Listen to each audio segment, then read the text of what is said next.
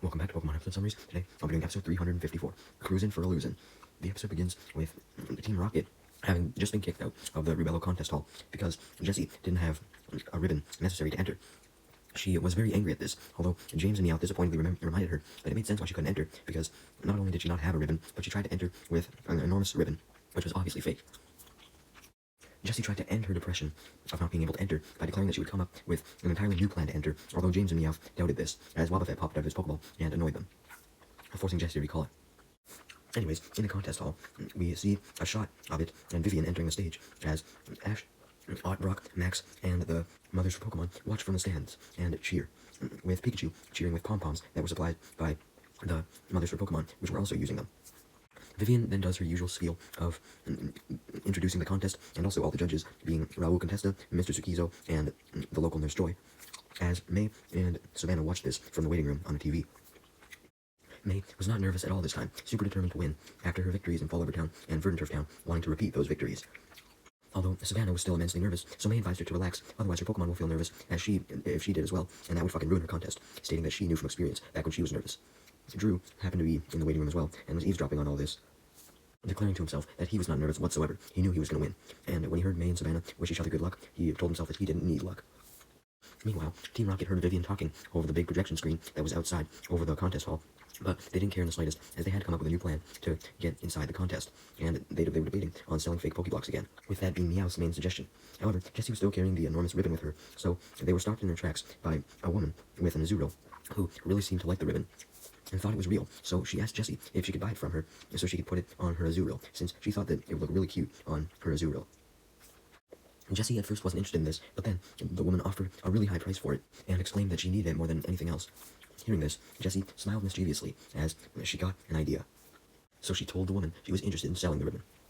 Anyways, back inside the contest hall, it was now time for the first round of the contest, the appeal rounds, to begin, and May was up first, so she was introduced to the crowd by Vivian, and started off by sending out her Beautyfly, because she was going to be using Beautyfly for the appeal rounds, and the Bulbasaur for the battle rounds, providing she made it. So she had Beautyfly start off with a Morning Sun, which made a cool pattern on the stage, and got the crowd cheering immensely. And the judges were impressed as well. And the judges were even more impressed, as May's Beautyfly then used Silverwind to spread the sunlight around even more, causing the mothers for Pokemon to cheer louder than anyone else in the audience, as Sandra was revealed to have joined the audience as well, to watch her mother perform. May's performance then came to an end, and while we didn't get to see any of the judges' compliments or their scores or anything like that, we know that she did pass, because she went into the waiting room to go back to wait for the next round, and bumped into Savannah, who was on her way to her round. Savannah compliments May for her good work in her round, and states that she hoped she could do as well herself. May wished her good luck, assuring her that she would do well, as she then entered the stage, and May went into the waiting room, and the mothers for Pokemon, as well as Pikachu, cheered her on immensely loudly, embarrassing her a little bit.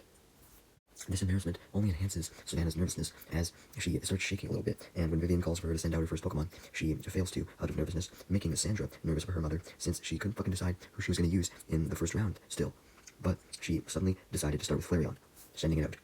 Relieving Ash, Brock, Max, Sandra, and the mothers for Pokemon, that Savannah finally made a choice, as she has Flareon use Fire Spin to create flaming hoops, and then it uses Tackle to hop through all these hoops.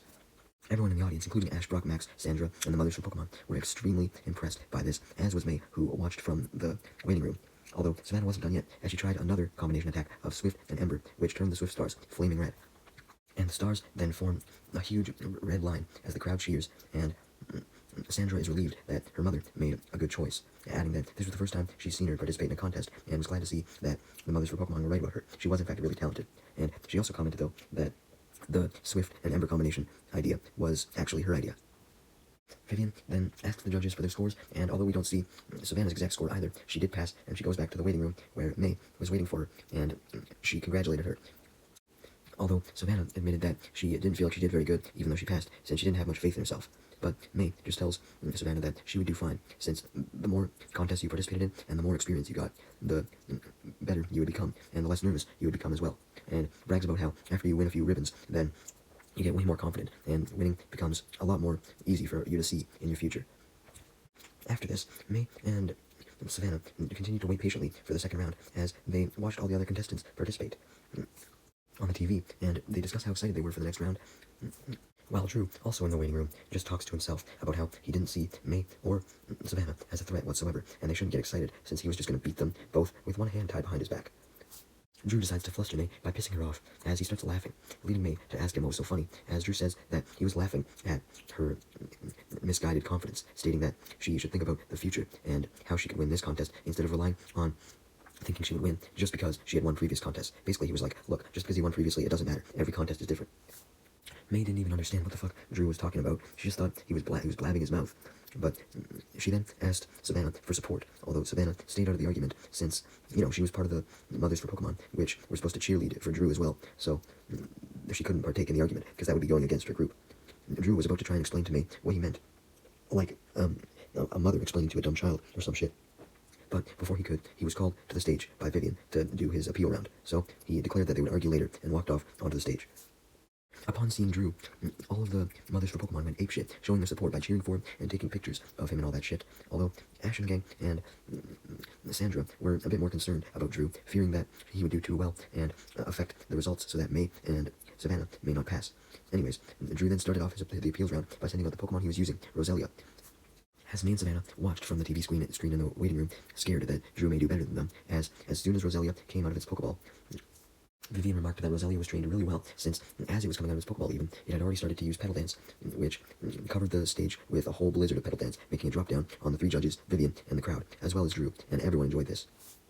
Especially the judges, and even Ash, Brock, Max, and Sandra had to admit that the move was kind of impressive, although May was far less impressed, feeling threatened.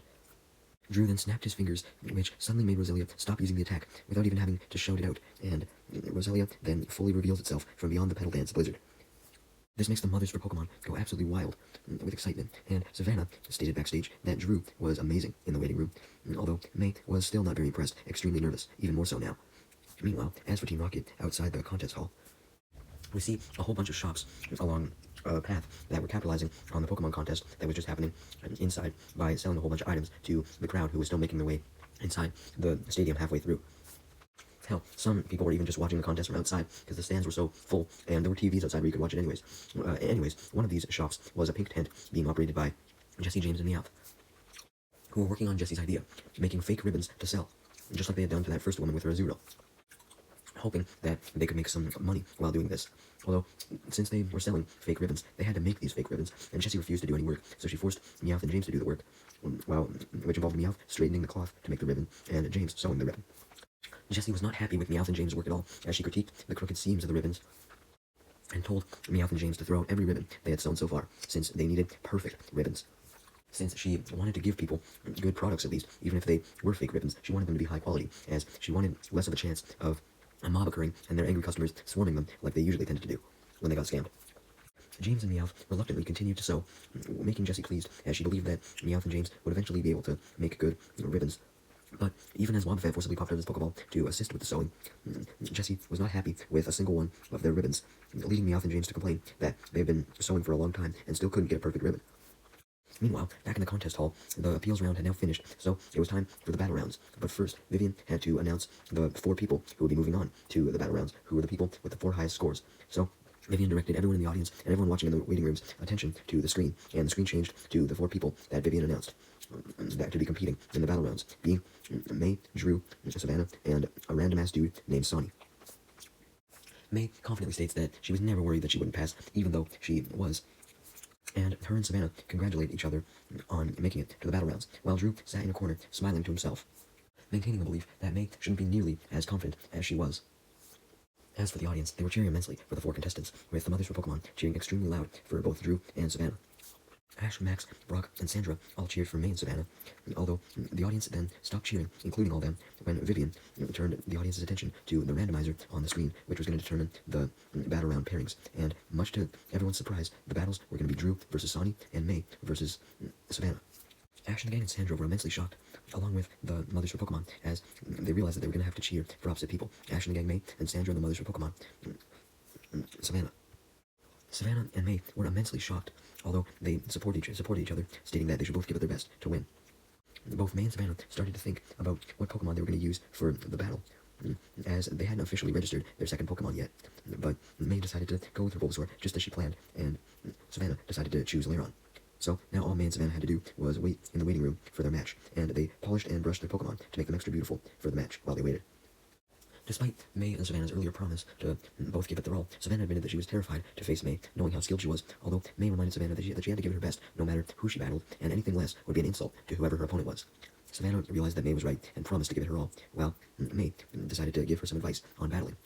since she wanted to make a great battle, not just one that she could easily sweep, and Savannah felt the same way. But as May was giving advice, since there was currently a little break between the appeals round and the battle round before the battle round actually started, Max, Brock, Ash, and Sandra all decided to come to the waiting room to pay May and Savannah a visit and wish them luck. And also, Ash, Brock, Max, and Sandra congratulated May and Savannah on their wins so far, although Max overheard May giving Savannah battle advice and questioned if that was really a good idea, since, they were going to be fighting each other, but May stated that she just wanted Savannah to know a whole bunch so that the battle could be even more fun. Although Ash jumped in and stated that he was more obsessed with battles than May, so if she really wanted advice, then Savannah should ask him for advice. As Sandra hugs Savannah, although May gets angry at what Ash said, saying that Ash was obsessed with regular battles, but contest battling was a lot different and more complicated, and he wasn't good at contest battling at all, so his help would be useless. Basically, Ash was only good at regular battles, not contest ones. Sandra then jumps into the conversation, stating that her mother actually needed no advice from May nor Ash, since all her mother had to do was battle like the way she always did, and she had faith that everything would work out.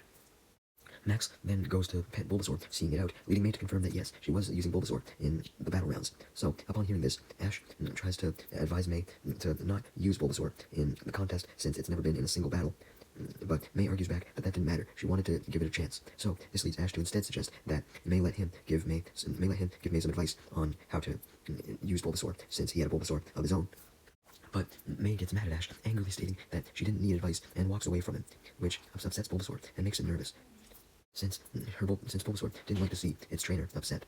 Meanwhile, Drew was sitting alone on a nearby bench in the waiting room, and Brock noticed him, seeing that he was grooming his Masquerain, meaning he was likely preparing it to use for the next round. Although Brock also saw that Drew seemed entirely nonchalant about the situation going on with May and Ash. He was completely unaffected by it, and wasn't even nervous about his next round battle whatsoever. Ash felt bad seeing Bulbasaur nervous, so he joined Max, and the two of them petted it to make it feel better, and May eventually came back, because she had to still prepare for her next round. Meanwhile, as for Team Rocket, they were still inside the tent outside the contest hall, with James and the Elf sewing more and more ribbons. Well, they were extremely tired at this point, so James and the Elf asked Jessie if they had made enough ribbons by now, believing that they had, but Jessie denied this, reminding James and the Elf that they hadn't actually made a single perfect ribbon that was needed. Not wanting to have to keep making ribbons anymore if they weren't getting anywhere, James wondered if this ribbon plan was really a good idea, wondering if people would even buy them anyways, leading Jessie to angrily stare at James and the Elf, intimidating them to get back to work, as Jessie reminds them that that girl with her Azurill bought a gigantic fake ribbon, so more people probably would, and stated that if more people did buy it, then they would make a lot of profit. And this reluctantly made James and the Elf motivated enough by the prospect of money to continue sewing, regardless of how tired they were. Meanwhile, back in the contest hall, Vivian officially announced that it was time for the second round to begin, and she mentioned the rules for the battle, stating that they were just like the rules to the Grand Festival, which were that all trainers now had to use a second mon than the one they did for the appeals round. Drew and Sonny's profiles then showed up on the screen, and it was announced that Drew and Sonny's battle would be first, making the mothers for Pokemon happy, since now they didn't have to make a choice of who to cheer for. They only had to cheer for Drew, not Sonny. And Ash, Brock, Max, and Sandra commented that they were clearly saving the best battle, May versus Savannah, for last. So Vivian officially started the timer, and it started counting down from 5 minutes, as Drew sent out his Pokemon Masquerain, and Sonny sent out his Girafarig. Although the mothers for Pokemon completely ignore the Girafarig, and instead just cheer for Drew's Masquerain. Sonny then starts by having his Girafarig use an Iron Tail, but Masquerain merely flies out of the way and uses a bubble, hitting Girafarig straight on, meaning that Sonny just lost 15% of his points. Then, to make his performance even more beautiful, Drew followed up his bubble with an Ice Beam, and this froze all the bubbles into Ice Balls, and then Drew followed up with a Hidden Power. And Vivian compliments Drew, as at first the Ice Balls absorbed some of the Hidden Power energy to make them even more glistening and beautiful, but then the Hidden Power took that energy back, and all this energy bounced off of the Ice Balls, and this shatters the Ice Balls, which then go falling down onto Girafarig, damaging it, and the remainder of the Hidden Power energy damages Girafarig as well, knocking it out, leaving Sonny shocked, as Drew had just defeated him without even having to use all the allotted time. So, Drew was officially declared the winner by Vivian, and he stared at his knocked out opponent and confidently walked off stage, as the mothers for Pokemon cheered immensely at Drew's victory. As for Sandra, Ash, Brock, and Max, they were just shocked at Drew's strength, as were May and Savannah from the waiting room, realizing that they not only had to worry about each other, but they definitely had to worry about Drew as well, because for sure one of them would face him, since whoever won their battle would face him. May knew that her and Savannah's battle was up next, as Vivian called them both to stage and confidently declared that she would win, as they both officially went up on stage and saw their profiles on screen and sent out both their Pokemon, with May sending out Bulbasaur and Savannah sending out her Lairon. However, immediately upon sending out their Mons, Savannah and May both were suffering problems. Savannah was continuing to suffer from stage fright and nerves despite May's advice, and she could barely concentrate, while May's Bulbasaur was nervous as well, as soon as it heard the crowd cheer and saw the huge crowd, since it wasn't used to huge groups of people and big cities and areas like this contest hall and shit like that. And, you know, it was used to like natural environments like the forest, not a overly manufactured area such as the contest stage. Vivian, Sandra, Ash, Max, and Brock watch in shock as May's Bulbasaur cowers in fear behind her leg. Extremely scared, since it didn't expect to have to face such a large crowd and be on stage, and now it really didn't want to battle. In the audience, Brock realized that Ash's advice against using Bulbasaur, since it had never battled in the contest before, was probably pretty sound advice after all, and admitted, though, that Bulbasaur may have been fine on its own to battle in a contest, but it was already just extremely nervous to begin with after May and Ash's arguing, stating he should have tried to stop the argument, regretting that he did nothing. Brock also commented that Bulbasaur may be extra upset, since May didn't even notice when it got all nervous and upset before, and leading Max to state that it seemed as though May only cared for her winning streak and not about Bulbasaur's feelings, and this was evident as May was trying to force Bulbasaur to continue to go on stage, as opposed to cowering behind her, stating that if Bulbasaur didn't go on stage, then she wouldn't have a chance of winning. With this begging from May, along with some support out of sympathy, since they felt bad for Bulbasaur from the mothers of Pokemon, Bulbasaur, although still reluctant, decided to go up on stage and fight Lairon, although it was extremely hesitant and walked up extremely slowly and nervously. As for how Savannah was holding up, she was able to remember May's advice to not be nervous and confidently ordered her Lairon to go for the first attack, as the timer started, being a takedown, leading May to order Bulbasaur to dodge the attack, although Bulbasaur couldn't because it was frozen in fear due to the bright lights and unfamiliar stage, since, you know, it was used to battling on nature, not an artificial stage. May started to yell at Bulbasaur for its failure, and Brock immediately yelled at May, as did Max and Ash, for her not to do this, as May's yelling was only making Bulbasaur more nervous and unable to dodge, and since it couldn't dodge, it took the takedown immensely hard, head-on, which caused May to lose 15% of her points, leading Vivian to commend Lairon on its immense skills. Though, fortunately for May, Bulbasaur, despite being nervous, was now angered upon being hit, and it wanted to take out its anger by fighting Lairon, so it used Vine Whip when May ordered it to, grabbing Lairon.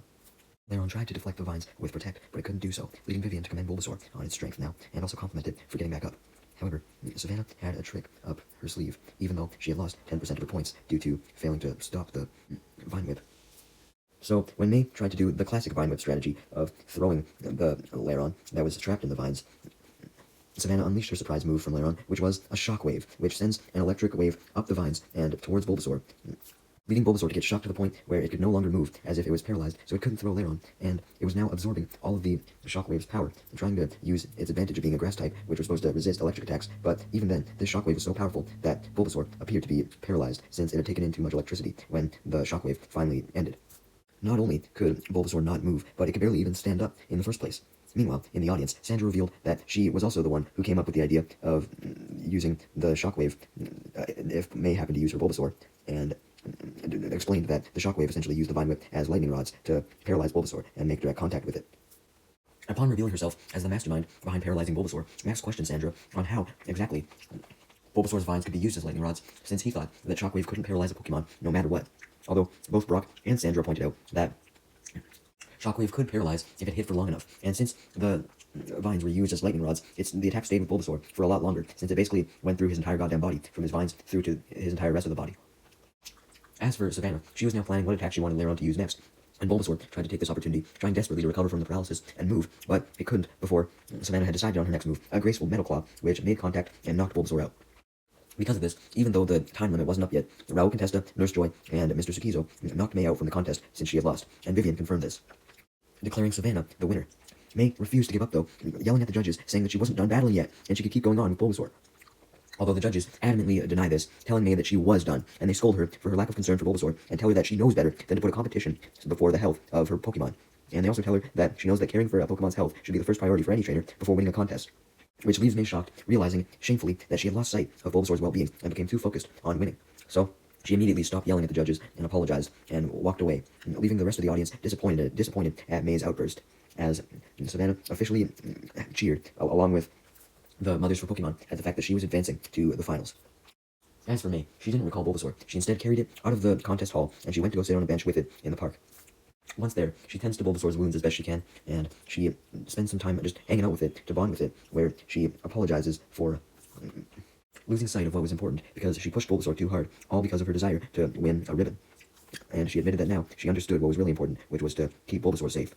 And as May and Bulbasaur continued to sit for a while, May then apologized to Bulbasaur for not warning it about the contest stage earlier, stating that she should have known that it would have been uncomfortable, and also states that now she would learn to listen to people like Ash's advice. As if on cue, Ash and Pikachu then showed up and sat down on the bench right as Bulbasaur decided to forgive May, realizing that she felt bad, and Bulbasaur didn't want May to feel bad. She still did like her after all.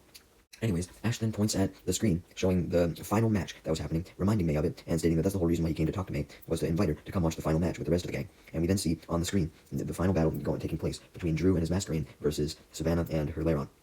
May was not in the mood for the final, still feeling down, so Ash told May that every trainer could get overconfident with wanting to win sometimes, and assured her that every trainer had gone through the same thing that she had gone through, even him, which May knew because she had saw Ash get overconfident before. Ash then gives May some more advice, stating that the most important fact of battling, whether it was a contest or a gym battle, was that trainer and Pokemon must be in sync to succeed. In other words, Ash said that May had to bond with her Pokemon to win, and said that once May kept this advice in mind at all times and fully bonded with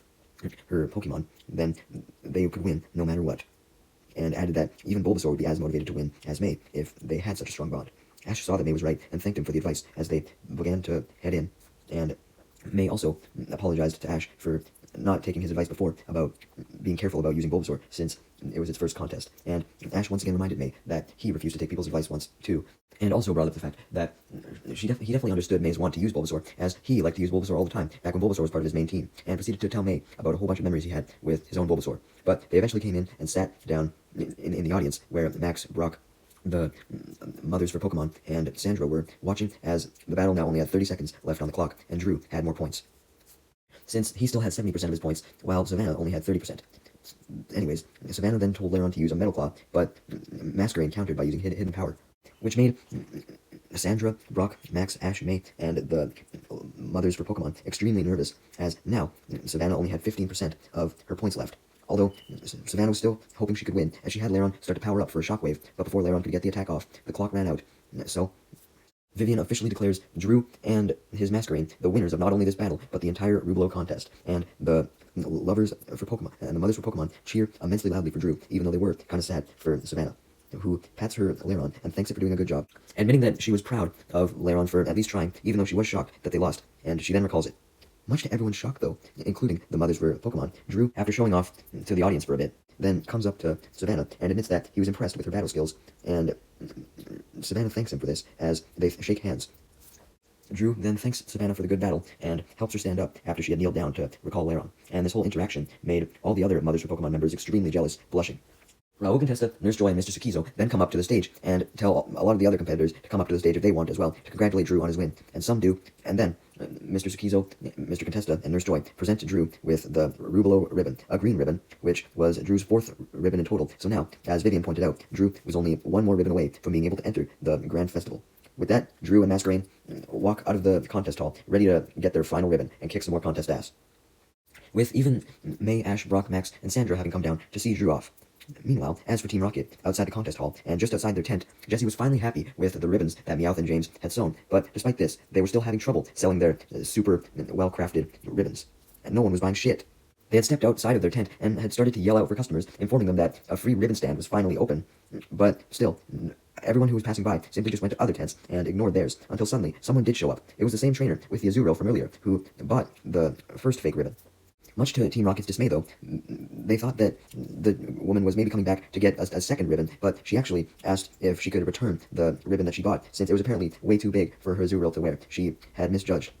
And she added that her Azurill's face, let alone its entire body, was barely visible while wearing it. So she officially asked for a refund, and although Team Rocket didn't want to give it back, they did, not wanting to have another angry customer outburst, although they sighed in annoyance very heavily when they did give it back. Team Rocket then officially decided to close their tent since no one was buying, making James and Meowth officially extremely sad since they had spent so long making those ribbons absolutely perfect as Jessie had asked, for absolutely nothing, and James and Meowth only got more annoyed when Wobbuffet forcibly popped out of his Pokeball. Later that night, Ash and the gang, Savannah and Sandra, came back to the Pokemon Center cafeteria to enjoy one last meal together before Ash and the gang would continue on their journey the next day.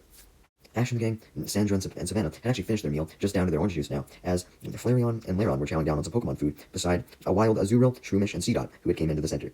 Anyways, while finishing their meal, Ash and the gang were discussing with Sandra and Savannah how they totally didn't expect Drew to beat her, but Savannah was actually taking the loss pretty well, saying that she had fun during the battles, and that was all that mattered. And she then pulled out her one ribbon that she had won, and remembered the victory with Flareon and Lairon. And upon thinking of that moment, she got extremely happy. And she basically said some shit about how she would be happy, regardless of if she won or lost, so long as she had fun during the battle, and she bonded with her Pokemon and all that shit, and said that even though she did want to win the Rubello contest ribbon today, she still was relatively happy with just having one ribbon. Upon hearing this, May looked down at her ribbon case and realized that she had done exactly what she shouldn't have done,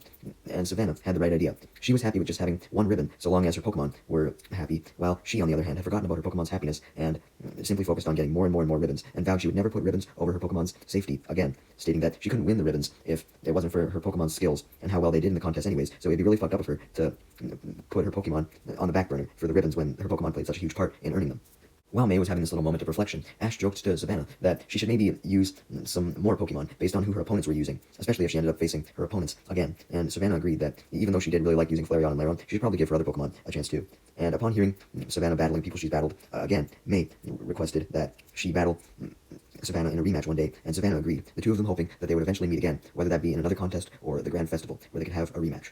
So, with that, May and Savannah officially became each other's friendly rivals, and Brock stated that if they really were going to be friendly rivals, then they had to each give 100% in each of their battles from now on. But Sandra countered that Savannah couldn't give 100% since she had to save some of that percentage for the energy for doing housework, leading Savannah to reply that that's what daughters were for, implying that she now wanted to focus entirely on contests, and she wanted to basically use her daughter as a goddamn slave to do all the chores around the house. But despite the dark nature of this, everyone just laughs as we then see the outside of the Pokemon Center, and everyone has shadows, maybe implying that everyone had fucking black hearts because they were okay with a little girl doing slave labor for her mother. But anyways, we then see the moon outside the Pokemon Center, and the episode ends. Yay.